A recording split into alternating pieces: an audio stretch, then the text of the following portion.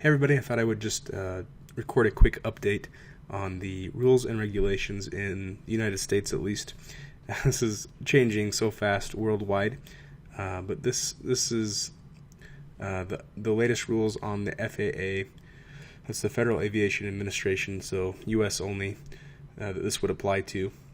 But I'm recording this on January 17th, 2016, and the FAA recently has come out with a drone registration system, and so everyone who owns a drone meeting certain requirements must register, and to do so you need to go to faa.gov/UAS/registration. And basically this is just a very simple way to try to make drone pilots a little bit more accountable for their drones. And if you go here, you can kind of see who it is that they are requiring to register.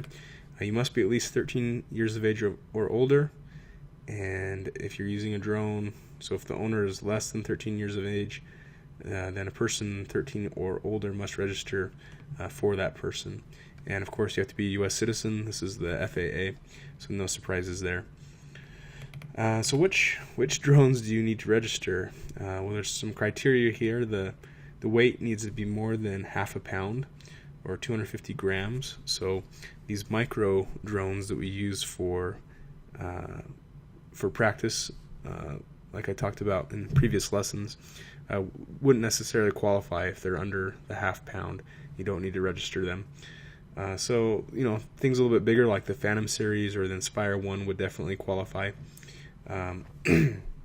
And then anything up to 55 pounds. So if it weighs 55 pounds, you have to register in a different process. But for the vast majority of hobby users, you won't be needing to worry about that. 55 pounds is quite a bit of weight. So it's important to realize that this does not cover commercial use. So this is registration for hobby use only. And at this point, again, it's January 17th, 2016. They still haven't made any updates or changes really to the commercial use rules. Currently, you still legally, in order to fly for commercial use, so anytime you're using a drone to record video that you're going to sell, or for agriculture or any kind of commercial application, you need to have a pilot's license to be the pilot, and you need to have an exemption, the 333 exemption, filed and approved through the FAA. And I imagine that will change, and this registration is a good first step towards that change. Hopefully they kind of loosen those rules a little bit so that we don't all have to be pilots in order to fly these drones commercially. But at this point, this registration is not covering commercial use. And in fact, if you are using a drone for commercial use, maybe you do have the exemption, then you still need to register, but you have to do that by paper still. And that information is here as well. You can click this link to register your drone with a paper application.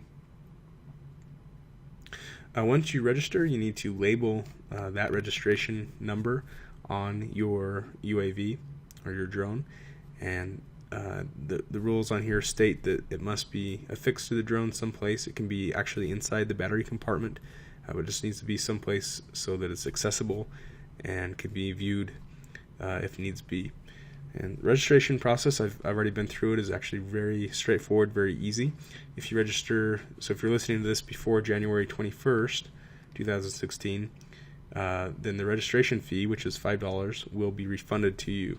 So everyone owning a drone that meets those criteria, now is a good time to do it because you can do it for free. They're still going to charge your credit card the $5, but they will refund it within, I think it's within a few days after you've registered. But to register, you just go to that website and click register, and I won't walk through this whole process, but basically you just create an account with your email, and then they ask for a credit card to verify your address and to charge that registration fee. And I believe they ask for your address and just basic information. And as soon as you register and hit the registration button, They send you an email with a certificate and with your registration number that you can then affix to your drone. And that's it. Pretty painless, pretty easy.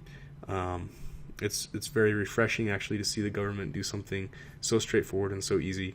And I think this is a great step towards being able to use our drones for commercial use and strike a balance between making us accountable for our aircraft and helping to keep track of whose drone belongs to who. So I encourage you to get registered if you're living within the United States and you meet the criteria. And that's it for this video. We'll talk about some other updates as they come out, and we'll see you next time.